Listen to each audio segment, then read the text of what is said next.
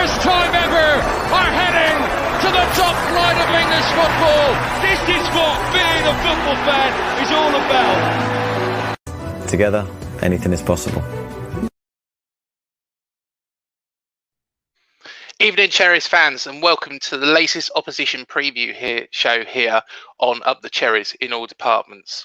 On Saturday, we have a visit from Barnsley, who won 7 in a row before a 0-0 draw against Derby at Oakwell yesterday. To preview this game, it's a pleasure to welcome on to the show Doug O'Kane. Evening, Doug. How are you? Hi, Greg. Yeah, I'm fine. Thanks. How are you? Yeah, very well. Thank you. So, first of all, let's recap that first game at the start of December. Cherries did win 4-0 at Oakwell, which, to be honest, in most Bournemouth fans' minds, will be it's the best performance so far this season. What was your view of that game? Yeah, I mean, there's no doubt Bournemouth deserved to win. I think from a Barnsley perspective, 4-0, in my opinion, and I think the opinion of the manager as well at the time, was that it was probably a bit too wide a scoreline for the actual way the game was. I think Barnsley made a few bad mistakes. The first goal was a really good goal by Bournemouth, but the other three were pretty much gifted to Bournemouth, really. Like I said, there's no doubt that Bournemouth deserved it, but I think Barnsley sort of got themselves in trouble with some sloppy passing and mistakes, and especially the second goal just before half-time seemed to kill the game, because Barnsley were actually playing quite well towards the end of the first half, but that goal for Solanke just killed it off, really. But they're a bit of a different prospect now, so it might be a different game on Saturday. Well, back then, Barnsley was sat 13th with 19 points and from 15 games, whilst we were in the top 2. Since then, there's been a little bit of a turnaround. The form of both sides has been quite contrasting, with Barnsley sitting 6th, 2 points above the Cherries. It might sound like a bit of a silly question, to be honest, Doug, but was that a turning point in the season for Barnsley?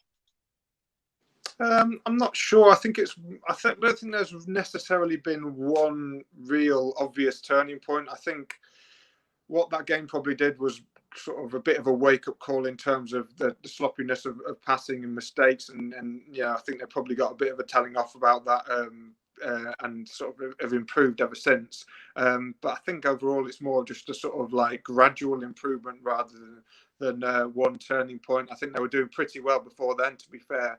They just won at Birmingham, which was more of an important result because they came from behind for the first time in a couple of years at this level. So, and then just really they've been picking up decent points sort of either side of that, and it's only in the last few weeks that they've really kicked on. So I wouldn't say it was the turning point really, but it probably gave them a bit of a wake-up call in terms of mistakes being punished against such a quality side as Bournemouth. What would you say, Doug, is the games that stand out most for you so far this season for Barnsley? I think when Ismaël first arrived, their first game was a 3-0 win over QPR, but it was a very strange game because QPR had a player sent off after 20 minutes and a penalty, and then they scored a weird own goal as well. So Barnsley did well. They won 3-0, but are kind of given that win, really. Then the next game was a 1-0 win over Watford, who are obviously one of the big teams, and it was a really good team performance. Alex Mowatt scored a brilliant goal, and that's when it kind of thought, right, this is a really good start under this new manager. There's obviously been lots of ups and downs since then. Other ones, I would say the Birmingham game away that I just mentioned, when they came from behind just before the Bournemouth game. And then, of course, we've had recent results, the 7 games in a row. I think winning at Brentford just in about a month ago now was a massive win just after the Chelsea FA Cup tie, which they also played really well in. And those 2 performances, because Brentford were unbeaten in 21 games, I think that really kick-started this run. So, yeah, they're the ones that stand out to me in my memory. So how different are this Barnsley side to the one that we played in December? Because looking from the outside, as a Bournemouth fan, Barnsley have done fantastically well, play some lovely football. When I watched the game yesterday, it looked, they were unlucky not to win. I know Derby hit the post, but what's changed and how different is it? They're definitely improved. I mean, to be honest, I think Barnsley fans would have been pretty happy with the position they were in, even when they lost 4-0 to Bournemouth, considering last season when they stayed up in the last seconds. So to be sort of 13th or whatever they were back then was good. But obviously they've massively kicked on since then. And what's changed, I think they've cut out a lot of the individual mistakes that they had been making, especially in that Bournemouth game. They don't tend to make anywhere near as many of them, and hopefully they avoid them on Saturday as well. Now I've said that. They've made some important signings in January. Daryl DK and Carlton Morris has added a different dimension up front, and they've been scoring goals as well. Big physical players, which they were lacking that kind of element before.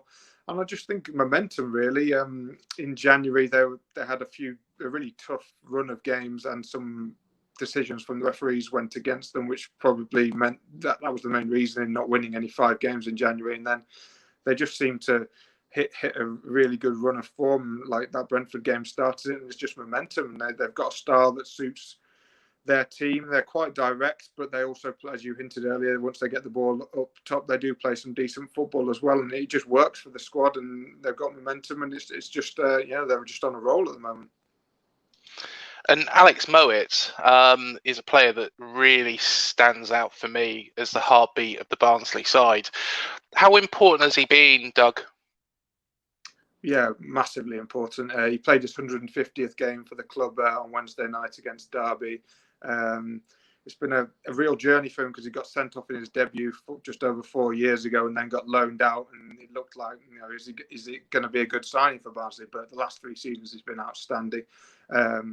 Played pretty much every single game, and this season he seems to have taken his game on even to a new level. 6 goals and 6 assists from central midfield, which is great. And he's sort of an all-rounder. He can dig in defensively, and a really good passer, crosser as well, and score goals, mainly outstanding long-range strikes.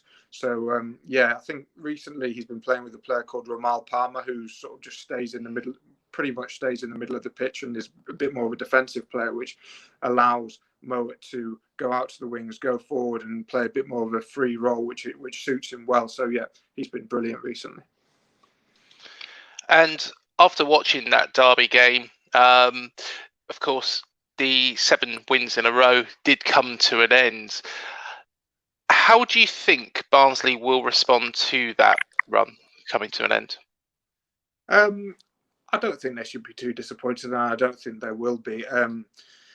They're still unbeaten in 10. They're still in the top 6 after 35 games, which no one, probably not even the most optimistic of Barnsley fans, would have expected. I mean, it's been an absolutely magnificent season, and whatever happens from now on, really, they're on course to break all kinds of records in terms of points that they've had in the last few decades and that kind of thing. So, I don't think they'll be too disappointed. Of course, there's an initial frustration because they wanted to make it 8 wins and 9 wins in a row, but at the end of the day, they could have lost that game, but they hung on and got another point. I think there was a bit of fatigue. The manager mentioned it as well. It's been a really grueling schedule, and they don't have the biggest of squads, especially in certain areas. So they did look a bit tired last night, but they held on to get a draw when in other seasons they might have lost it. And do tell us a little bit more about the Barnsley side for anybody who hasn't seen our previous video and the current in-form players. Yeah, there's a few. Just going through the team, I mean, they're really solid at the back with the goalkeeper Collins, who's come in recently and has kept 6 clean sheets in his last 9 games. Centre-backs in front of him who are having really good seasons, like Mads Andersen and Mikhail Helik, who's just been called up for the Poland squad. Helik has. The wing-backs have been probably the story of the season, really. Callum Stiles and Callum Britton, they really add a width and a flair to the team. Really skilled players out on the wings. I think they are tiring a bit. They've played loads of football, but really dangerous players and add a lot to the team. Mowat, who we've mentioned earlier. Corley Woodrow's the top scorer with 12 goals in all competitions this season. He's getting close to 50 goals for the club. And then the 2 players who I said that arrived in January. Daryl DK, he's come from the MLS. He's only 20 years old. He's done remarkably well so far. Scored 3 goals. An amazing goal against Birmingham on Saturday. I don't know if you saw it, but an absolute really powerful strike from a tight angle. Amazing goal. And Carlton Morris as well. And they've just added a bit more of a sort of, as I said earlier, physical, almost target man dimension to Barnsley, which they were badly lacking in the first half of the season. So all of those players have been key. And how do you think Ismaël will actually line up against Bournemouth tomorrow? What's been the formation? It's 3-4-3. He hasn't changed at all once, maybe a few times in games just to see it out. But basically, that is the formation he plays, and I'd be staggered if he changes it. 3 centre backs and then wing backs and a front 3. So yeah, they only really have one way of playing, which is working very well for them so far. They press hard from the front. They don't mess around at the back. They don't play out from the back. They play long balls, very direct, but once they get it up, like I said earlier, they get it up front, they do play some decent football, and they've scored some really good team goals this season. I think a big factor will be how Bournemouth approach it, really. The question of will they play out from the back or will they go long ball? Because even teams that are more possession-based, a bit like Derby and even Swansea, have responded to playing Barnsley in recent months by just going long ball and completely abandoning their usual styles. And that tends to work better than trying to play out from the back and being pressed. So we'll have to see what Bournemouth do. I think Barnsley would probably prefer it if they try to play out from the back, because that suits their game. But we'll have to see how it goes. But yeah, Barnsley style 3-4-3, get the ball forward as direct as possible, and then try and make something happen with the front 3 and the midfielders.